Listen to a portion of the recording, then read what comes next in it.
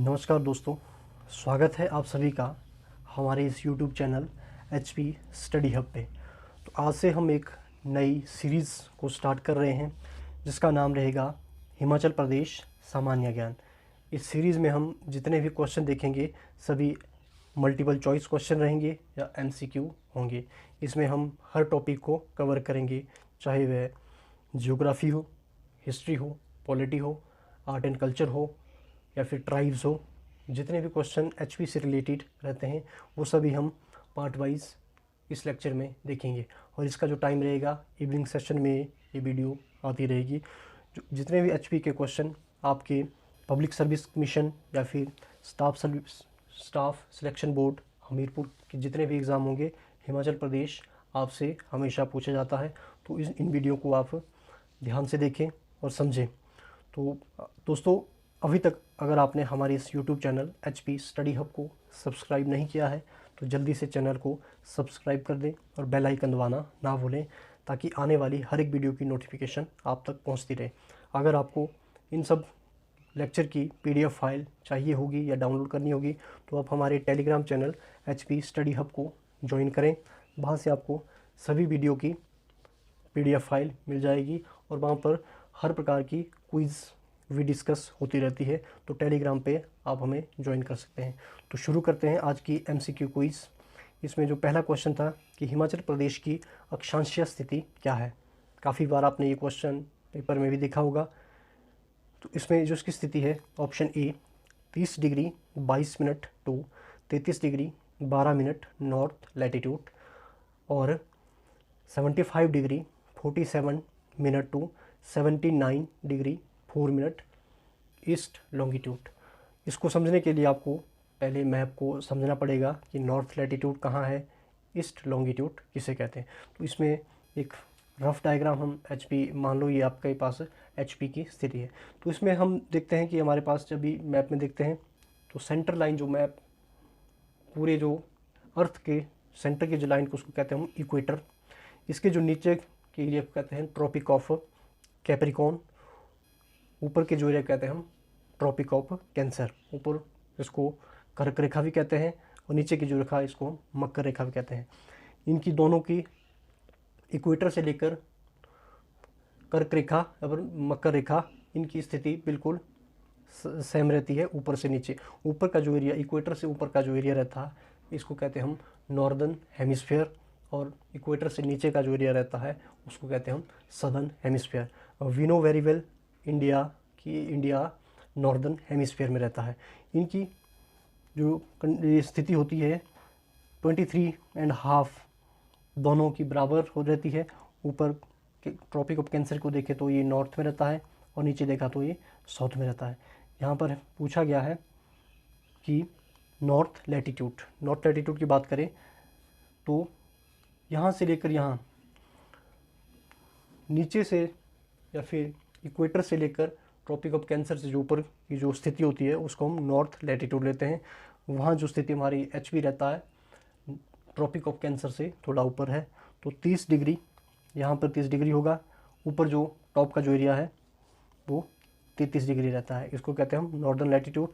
बात करें eastern longitude की, वेस्ट से ईस्ट की ओर हमारी स्थिति कहाँ है उसको कहते हैं हम ईस्टर्न लॉन्गिट्यूड। ये आपकी 75 डिग्री आ गया और इस स्थिति को 79 डिग्री कहते हैं। बाकी आपने जब मानचित्र में या फिर मैप में इसको अच्छे से समझा होगा। तो इसके बाद बात करेंगे इसी में ही, जब HP की बात करें तो इसके जो चारों ओर कौन कौन से एरिया स्थित है। ये north, south, west, east. East में देखें तो ईस्ट में आपका तिब्बत बाउंड करता है। नॉर्थ की बात करें तो लाहौल स्पीति आता है यहाँ पे। साउथ की बात करें तो साउथ में हरियाणा। साउथ ईस्ट की बात करें तो यहाँ पर उत्तराखंड रहता है। और वेस्ट की बात करें तो वेस्ट में हिमाचल प्रदेश को पंजाब घेरता है। तो ये सभी देश की बाउंड्री या फिर अन्य राज्य की बाउंड्री जो हिमाचल प्रदेश को चारों ओर से घेरती है। क्वेश्चन नंबर 2 में पूछा गया था कि समुद्र तल से हिमाचल प्रदेश की ऊंचाई कितनी है। कि समुद्र तल में मेन सी लेवल से हिमाचल प्रदेश की ऊंचाई कितनी है, कहाँ से लेकर कहाँ तक है? इसका जो राइट आंसर रहेगा option B 350 metre to 7000 metre, ये इसकी ऊंचाई है समुद्र तल से। क्वेश्चन नंबर 3 में पूछा गया था कि भौगोलिक स्थिति के अनुसार हिमाचल प्रदेश को कितनी पर्वत श्रेणी में विभाजित किया गया है? टोपोग्राफी की बात करें तो हिमाचल प्रदेश को 3 पर्वत श्रेणी में बांटा गया है। We know very well. First, इसको कहते हैं हम शिवालिक रेंजेस भी, शिवालिक रेंज, या फिर इसी को कहते हैं हम आउटर हिमालय। दूसरी जो रेंज रहती है इसको कहते हैं हम इनर हिमालय या फिर मिड माउंटेन। उसके बाद जो थर्ड रहती है उसको कहते हैं हम अल्पाइन जोन या फिर ग्रेटर हिमालय। ये 3 हमारे पास पर्वत श्रेणियाँ हैं या फिर माउंटेन रेंजेस है। तो इसका राइट आंसर ऑप्शन ए रहेगा। क्वेश्चन नंबर 4 में पूछा गया था कि प्राचीन काल में शिवालिक हिमालय किस नाम से प्रसिद्ध था? जब माउंटेन रेंजेस में आपने पढ़ा होगा कि शिवालिक हिमालय को हम मनाक पर्वत के नाम से भी जानते थे। बात करें शिवालिक के रेंजेस की, शिवालिक की जो रेंज रहती है 350 मीटर से लेकर 1500 मीटर तक, ये शिवालिक की रेंज है। और इसको ट्रेसिस ऑफ शिवा भी कहा जाता है। तो क्वेश्चन नंबर 5 में पूछा गया था कि शिवालिक पर्वत श्रृंखला में औसत वार्षिक वर्षा कितनी होती है? जो हमारे पास शिवालिक माउंटेन रेंजेस है उसमें टोटल जो ईयर में हमारे पास एवरेज वर्षा कितनी होती है? इसमें जो होती है हमारे पास वर्षा होती है 1500 मिलीमीटर से लेकर 1800 मिलीमीटर तक इसमें वर्षा रहती है। बात करें शिवालिक रेंजेस में, हमारे डिस्ट्रिक्ट्स, लोअर डिस्ट्रिक्ट्स में हम देख सकते हैं Kangra, Hamirpur, Una, Bilaspur, lower parts of Mandi या फिर सोलन एंड सिरमौर, इनको कहते हैं हम शिवालिक हिल्स।